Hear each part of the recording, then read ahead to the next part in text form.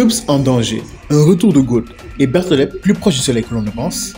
Que peut-il bien se passer? Voyons tout cela ensemble avec le chapitre 185. Dès l'ouverture, la cover nous offre une vision de Kappa-Donich, l'assistant de Berthollet. Ce n'est pas une révélation, mais cela s'accorde parfaitement à l'image que l'on a de lui depuis le début de l'arc. Il semble être quelqu'un de joyeux, et par moments, il nous fait parfois penser à Gozer. Juste après la victoire de Perceval, Dubs fait tomber son masque. Une erreur? Moi, je pense pas. C'est ce que nos protagonistes se demandent, mais le forgeron leur rappelle qu'il n'a rien d'un imprudent.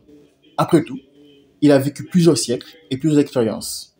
Il sait donc peser les pour et les contre. Il avance donc deux raisons simples mais implacables. Première raison, la chaleur étouffante sous le masque. Après tout, seuls les cagoulés peuvent le comprendre. Et la deuxième raison, plus valable que la première, est que son identité est déjà compromise. Au moins il en est conscient et j'espère qu'il a prévu quelque chose. Pas le temps de disserter davantage, les hommes de Berthollet fondent sur lui, menottes en main, et fidèle à lui-même, Perceval se dresse en bouclier humain, tentant d'empêcher l'arrestation. Mais Dubs, avec une sérénité qui tranche avec l'urgence de la situation, lui demande de ne pas s'inquiéter et lui rappelle l'essence même de sa mission. Puis, sans résistance, il se laisse passer les menottes et quitte l'arène.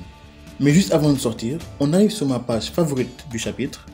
Gawain, avec son air faussement insouciant, glisse à son cuistot une proposition d'aide en toute discrétion.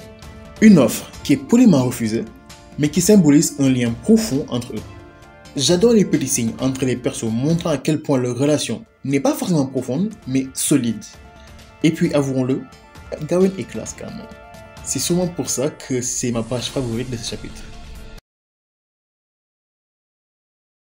Dubs, escorté hors du stade, semble étrangement satisfait. Serait-ce la création de forces circulaires qui lui arrache le sourire, ou une réflexion plus profonde?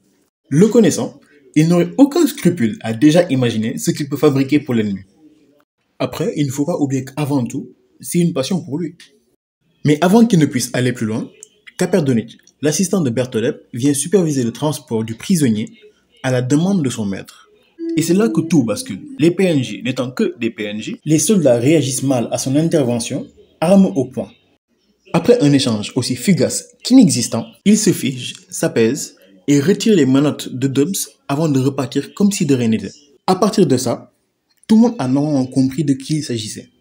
Sauf moi qui me suis dit, ah, ça ressemble à Gozer. Ça va bien se passer. Eh bien non, comme vous le voyez, le GOAT des Seven Deadly Sins fait sa révélation. Une apparition aussi surprenante que bienvenue.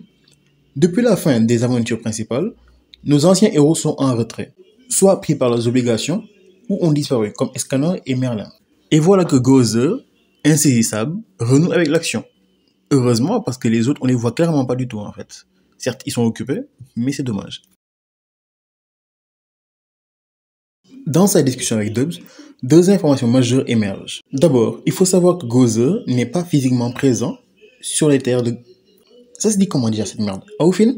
Bref, une prouesse qui fait de lui le pionnier du télétravail dans Nanatsu no Taizai. La deuxième information concerne directement Berthollet, qui ne serait autre que Daemon, le vieux prince. Celui qui persécutait le soleil. Celui qui aurait pu se brûler les ailes s'il s'en était approché trop près. Le frère de Escanor. Déjà, comment a-t-il survécu à la chute de son royaume? A-t-il été secouru ou a-t-il fui de son propre chef, rongé par les remords, après ce qu'il faisait subir à Escanor? Mais dans les images qui ont été montrées, il semble avoir changé. En père attentif vis-à-vis de Isolde. Mais cela ne reste que des images, donc aucune preuve. Mais l'essentiel reste ailleurs. Qu'est-ce qui l'a poussé dans les bras de Arthur? Et s'il partage la même vision que le roi des chaos, voyant en Sakenras des menaces à éradiquer, alors il deviendra un adversaire redoutable. Ce serait aussi l'occasion d'éviter une simple redite de la confrontation Ironside-Diodora ou Perceval-Pelgarde. On sent le talk no jutsu arriver quand même. Donc, un antagoniste ancré dans une haine profonde, au passé plus nuancé, serait bien plus intéressant que d'avoir encore un potentiel allié pour la suite qui pourrait comprendre le point de vue de nos héros. Ce serait bien d'avoir des méchants pour être méchants juste par moment. Pour l'heure, l'histoire se conclut sur Gozer retournant à son rôle d'espion et Dubs déterminé à creuser plus loin. L'avenir promet d'être intense. On se retrouve pour le prochain chapitre, Nassien contre Diodora. Prenez soin de vous. Peace and love. Ciao.